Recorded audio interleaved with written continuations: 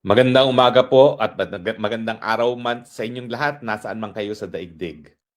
Lumabas na po ang desisyon ng Korte Suprema na hindi po napagbigyan si Senator Bato sa isang temporary restraining order para po mapigilan ang pagpapaaresto sa kanya sa bisa na isang warrant of arrest na na-issue ng International Criminal Court. Ang botohan po ay hindi unanimous. So talagang nagkaroon po ng balitaktakan ng mga justices. Ang botohan ay 9 para ibasura, 5 para i-grant at isa na took no part siguro. No? Ang problema po, wala pang desisyon na na-publish ang Korte Suprema. Sa Lunes pa nila ipapublish. So hindi natin alam kung ano naging basihan ng desisyon ng mayorya ng 9 kung bakit hindi nag-issue ng TRO.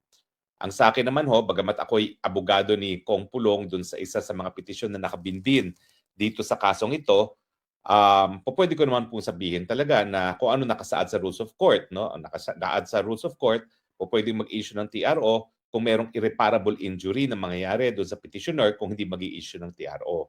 Sa akin tingin, dahil hindi nga naman po naaresto si Bato at nananatiling nagtatago, baka sabi ng Korte Suprema, wala namang irreparable injury kay Bato, no? Dahil hindi naman siya sumusuko sa ngayon, no?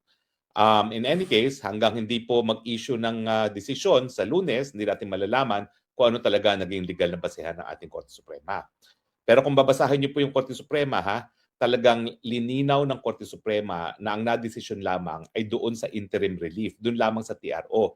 At maglalabas talaga ng desisyon ang Korte Suprema doon sa mga issue na dinulog namin sa hukuman.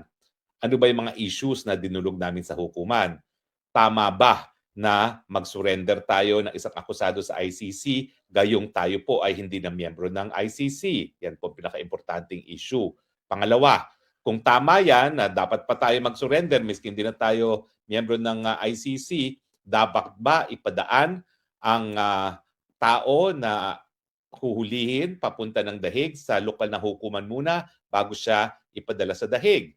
Yan po ay nakasaad doon mismo sa Rome Statute at nakasaad din po yan sa bagong rules of extradition na linabas din ng Korte Suprema, no, na nagsasabi na walang warrant of arrest na galing sa isang dayuhang hukuman ang pwedeng mapatupad sa Pilipinas nang hindi dumadaan sa lokal na hukuman. At pangatlo, yun nga po, tama ba na isang warrant of arrest sa ICC ay ipatupad kaagad ng gobyerno ng Pilipinas miski wala pa itong request para cooperation o di naman kaya self-executory ba o dahil meron lang mandamiento ni aresto, sapat na yan para arestuhin ang isang tao. Hindi naman po pagkatalo to kay Senator Bato dahil inulit talaga ng hukuman, magdidesisyon ang hukuman. Anong mensahe ng hukuman? Sa lahat ng partido rito, kay Bato, sa mga petitioners, sa kapulisan, sa NBI, sa presidente, sa Senado, antayin nyo ang desisyon ng hukuman. Kasi kung hindi naman magdidesisyon ng hukuman dun sa issues on the merit, hindi nila sasabihin na ito ay para lang sa interim release at walang kinalaman dun sa merito ng kaso. Ibig sabihin, hoy, lahat kayo dyan, mga partido, imbis na magbari lang kayo, antayin ninyo ang desisyon ng hukuman. Ang question, susunod kaya ang administrasyon ng Pangulong Marcos? Well, sa tingin ko, dapat naman sumunod lang. Kasi sinabi na ng hukuman, maglalabas na kami ng desisyon. Bakit pa kayo gagawa ng hakbang na later on baka mapatunayan ay mali? So out of respect, dahil lahat naman tayo ay kinikilala ang kapangyarihan ng ating Korte Suprema bilang tagapagpatupad ng pinakamataas na batas sa ating bayan, ang saligang batas, dapat mag-antay sa desisyon. So dahil dito, tingin ko, wagi pa rin si Bato. Kasi tama na kinu-question niya yung warrant of arrest kung ito nga ba ay sang-ayon sa saligang batas natin. Of course, may issue rin dyan kung ito ba ay sang-ayon sa international law. Pero siyempre, kapag nagkaroon po ng pagkakaiba sa ating saligang batas at ang international law, ang mananaig, at least sa hukumang Pilipino, ay ang ating saligang batas, hindi po ang international law. So, antay-antay lang po tayo, huwag tayo masyadong atat. Sabi naman ng Korte Suprema, siya ay magdedesisyon na. Ang mensahe ng Korte Suprema, mag-antay kayo, huwag kayong magbarilan. Ayusin natin itong mga kontrobersiyang ito sa pamamagitan ng mga mapapayapang mga pamamaraan at darating at lalabas din ang husga ng hukuman. So, Senator Bato, Easy ka lang dyan kung nasaan ka. Hindi naman sinabi ng Korte Suprema na ikaw ay pugante. Dahil kung ikaw ay pugante, yan po ay lalabas doon mismo sa desisyon na pinangako naman ng Korte Suprema na ilalabas. At kung sabihin ng Korte Suprema na pugante ka, syempre bilang isang senador, kinakailangan sumunod ka, no? Dahil yan ay yung hukumang Pilipino naghusga. Pero habang walang ganyang desisyon ng hukumang Pilipino, karapatan mo na pangalagaan ang iyong karapatan sa kalayaan dahil ang karapatan sa kalayaan naman isa sa pinaka-importanteng karapatang pantao kasama ng karapatang mabuhay. Dahil wika nga nung ating inaawit, ibon man may nagnanais lumipad, bayan pa kaya ang siyang di magnasang. Ibon mang may layang lumipad, kulungin mo at umiiyak, bayan pa kayang sakdal dilag, ang di magdasang makaalpas. Diba? Yan naman natin ang inaawit. Kaya inawit ko na. Kasi pag minimemorize mo lang at sinasabi mo yung lyrics, hindi bumabalik. Kinakailangan kasama ang tono. So, hang on ka lang. Cool ka lang. Enjoy ka lang dyan sa kabundukan kung nasaan ka man.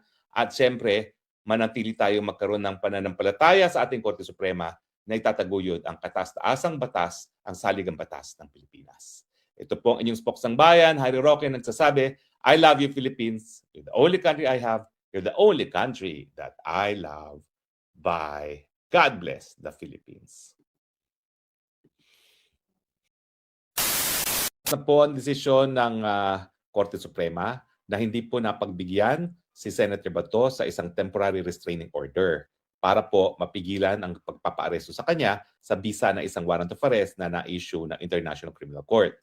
Ang botohan po ay hindi unanimous. So talagang nagkaroon po ng balitaktakan ng mga justices.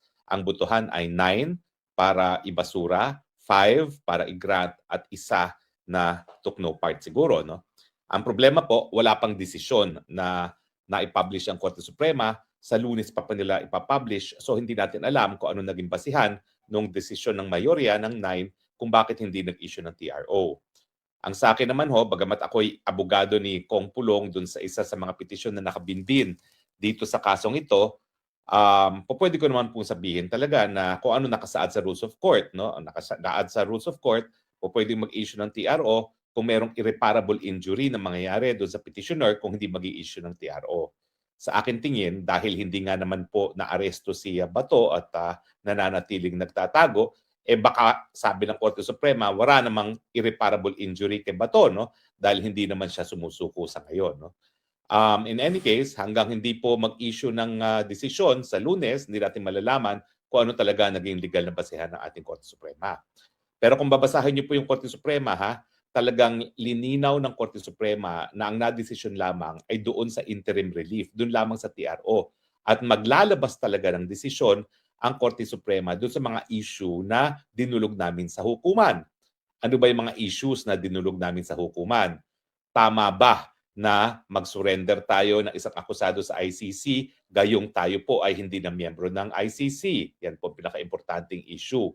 Pangalawa, kung tama yan na dapat pa tayo mag-surrender miski hindi na tayo miyembro ng ICC, dapat ba ipadaan ang tao na huhulihin papunta ng dahig sa lokal na hukuman muna bago siya ipadala sa dahig?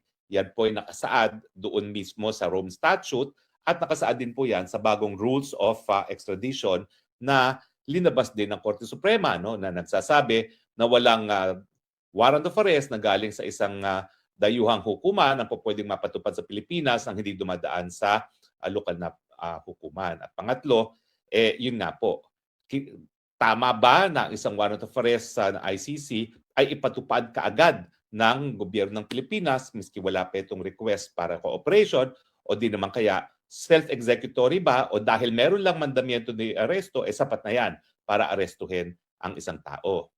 Hindi naman po pagkatalo to kay Senator Bato dahil inulit talaga ng hukuman, magdidesisyon ang hukuman. Anong mensahe ng hukuman? Sa lahat ng partido rito, kay Bato, sa mga petitioners, sa kapulisan, sa NBI, sa presidente, sa Senado, antayin nyo ang desisyon ng hukuman.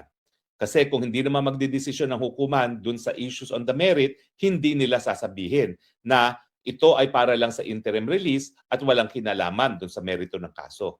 Ibig sabihin, hoy, lahat kayo dyan, mga partido, imbis na magbari lang kayo, antayin ninyo ang desisyon ng hukuman.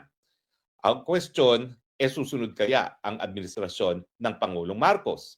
Well, sa tingin ko, dapat naman sumunod lang. Kasi sinabi na ng hukuman, maglalabas na kami ng desisyon. Bakit pa kayo gagawa ng hakbang na later on baka mapatunayan ay mali? So out of respect, dahil lahat naman tayo ay kinikilala ang kapangyarihan ng ating Korte Suprema bilang tagapagpatupad ng pinakamataas na batas sa ating bayan, ang saligang batas, dapat mag-antay sa desisyon. So dahil dito, tingin ko, wagi pa rin si Bato. Kasi tama na kinu-question niya yung warrant of arrest kung ito nga ba ay sang-ayon sa saligang batas natin. Of course, may issue rin dyan kung ito ba ay sang-ayon sa international law.